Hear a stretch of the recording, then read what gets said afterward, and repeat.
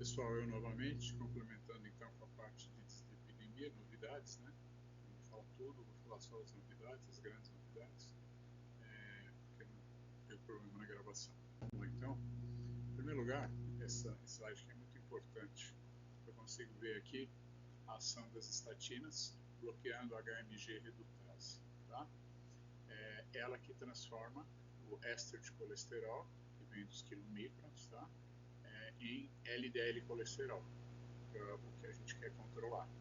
Mais recentemente desenvolveu-se o ácido bempedóico, não sei se está no mercado ainda, mas ele também age em outro sítio da HMG redutase. Então, elas podem ser usadas juntos e juntas elas dão uma redução de 40% do LDL. Tá?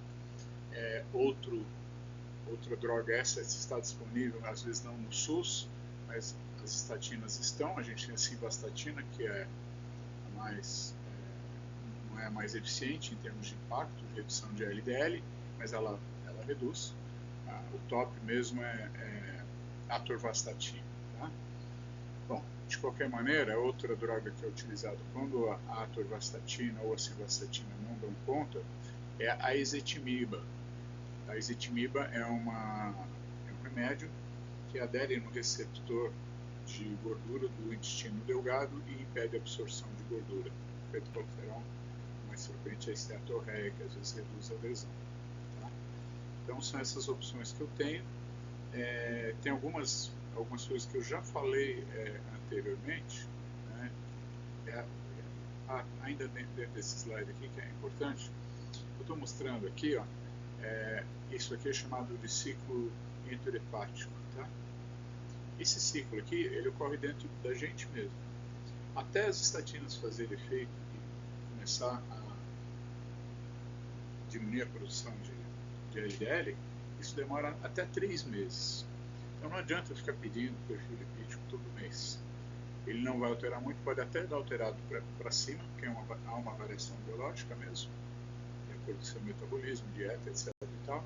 Isso vai desanimar o paciente, que ele vai se sentir frustrado e ele pode então não aderir ao tratamento. Então peçam com 3 meses, economize também um recursozinho do SUS. Isso aqui também já existe, tá? Isso aqui é o ciclo, tá? Isso aqui é um LDL colesterol, ele é capturado por um receptor. Depois o LDL ele é metabolizado, ele é importante, né? Nossas células são formadas de fosfolipídios, né? Os hormônios também, enfim. Mas ele devolve o receptor para a membrana do hepatócito.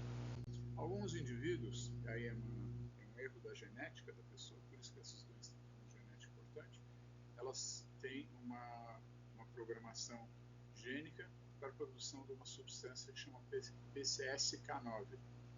Esse PCSK9 ele faz com que diminua a população de receptores de LDL. Se eu diminuo o receptor, a quantidade, eu diminuo a absorção de LDL do sangue para dentro do hepatócito, então não consigo controlar o meu nível de LDL.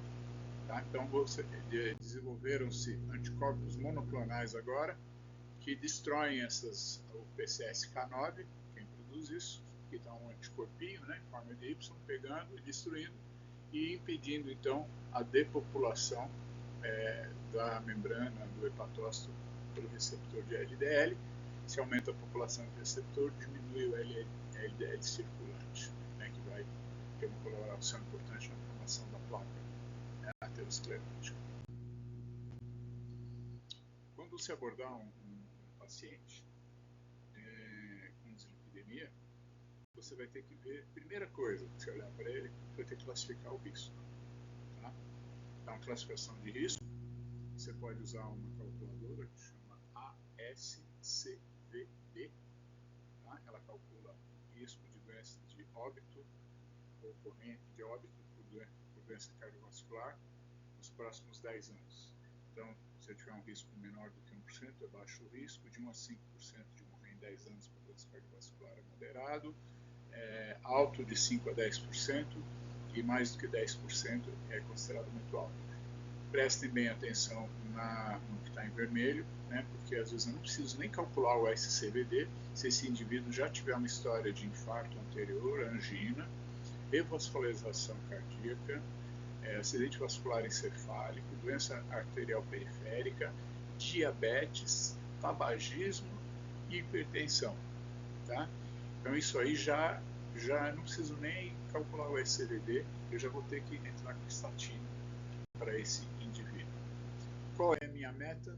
A minha meta é, naquele de baixo risco, reduzir para menos de 116 mg por decilitro de LDL, moderado a redução para menos de 100 LDL, alto risco, né, que está em 5, 10%, redução em 50% do valor que eu tenho, ou menor do que 70%.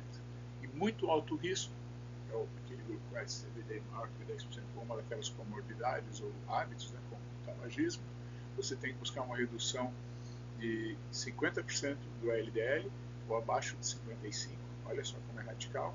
E se você tiver eventos cardiovasculares nos últimos 2 anos, você tem que reduzir para menor do que 40 mg por decilitro. Só vai conseguir isso com as estatinas de alto impacto, como a atorvastatina e rosuvastatina. Mas o que a gente tem aqui, pelo menos aqui em Montenegro, no SUS, é a simvastatina, que você vai aumentar a dose em 20, 40, 60, alguns usam até 60, outros até 80, e se eu não tiver sucesso eu entro, então, como eu já disse anteriormente, com a ezetimiba, que vai bloquear a absorção de gordura pelo intestino delgado.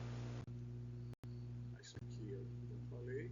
O primeiro passo é sempre intervenção do estilo de vida, né? Exercício físico, dieta, ingesta de sódio, obesidade, etc. Vocês já sabem. Mais estatina. Aí eu vou subindo a estatina, vou medindo a cada 3 meses, 2, 3 meses meu perfil lipídico. Se após 6 meses não melhorar, associa-se ezetimiba ou ácido bempedóico quando ele chegar. Só ele sozinho já reduz em 25% e associado, como eu já disse anteriormente, com uma estatina, ele reduz em 40% o nível de LDL. Muitas vezes a gente vai encontrar níveis de colesterol lá em cima, tá? 300, 350, triglicerídeo 600, né? Acontece, não é frequente, mas acontece. Isso são hipercolesterolemias e hipertrigliceridemias que podem ser familiares. Então é importante você ir nos parentes do primeiro grau dessa pessoa e fazer uma busca ativa para essas dislipidemias na família. Tá?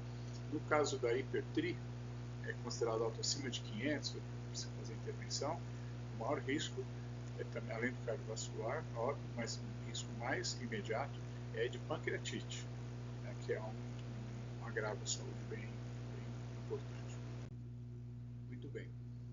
Isso aqui foi um levantamento que eu fiz, porque a recomendação, quando você tem hipertrigliceridemia, ou você tem dislipidemia mista, né, hipercol mais hipertri junto, é você usar o ácido ômega 3. O problema é que às vezes o nosso ômega 3 ele não é de boa qualidade, né? Ácido ômega 3 são vários ácidos, né? Mas a formulação não é adequada, porque muitas vezes tem algumas empresas que fazem com vísceras de peixes não de água fria. Ele não tem um perfil adequado de ômega 3. Além disso, ele é vendido como um suplemento vitamínico que encarece muito e a nossa população não consegue tomar. Está indicado o uso de 2 a 4 gramas dia junto com a estatina. Se o teu paciente não puder, se o ômega 3 for de má qualidade, você pode ir por uma opção B, tá? Que é usar os fibratos. Tá? O único fibrato que você não pode usar junto com a estatina é a genfibrosila, que é uma classe de fibrato. Mas você pode usar o ciprofibrato, ele é barato e ele funciona bem para redução de triglicérides. Antigamente, estatina era para colesterol e fibrato era para triglicerídeo. Hoje tudo começa com estatina. Tá bom? É que nem a metformina no diabetes, a estatina é na dislipidemia. Muito bem. Aqui, só para pontuar, a atorvastatina é o top. Tá? Pode usar na insuficiência renal terminal, com fibração abaixo de 30, tá? Só tem que evitar ciclosporina, às vezes nos indivíduos transplantados você precisa usar, né, para não haver rejeição. Mas pode usar. E a simvastatina, por exemplo, eu tenho que começar com muita cautela, com uma dose de 5 miligramas por dia. Tem 20, né? Então eu vou ter que começar e vou ver se o paciente tem queixa de dores musculares, se vai aumentar a desidrogenase lática, por causa do risco eventual de rabdomiólise, que não é frequente, tá? Não é frequente. Quando eu comecei a usar a estatina, né, quando foi introduzido no arsenal nosso, eu morria de medo de estatina. Minha mãe fazia uso de estatina e sempre media o desidrogenase dela. Não precisa ter tanto medo assim como antes. A rabdomiólise vai ocorrer 1 em 1.500 indivíduos, tá? É bem infrequente.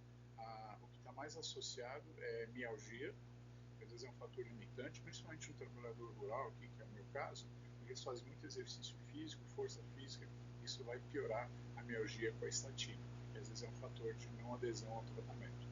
Mas uma curiosidade é que tem uma associação minimamente, pelo menos estatística, entre o uso de estatina e a ocorrência de diabetes tipo 2, ou seja, as pessoas que usam estatina, nesse estudo, demonstraram ter um risco maior de desenvolver diabetes.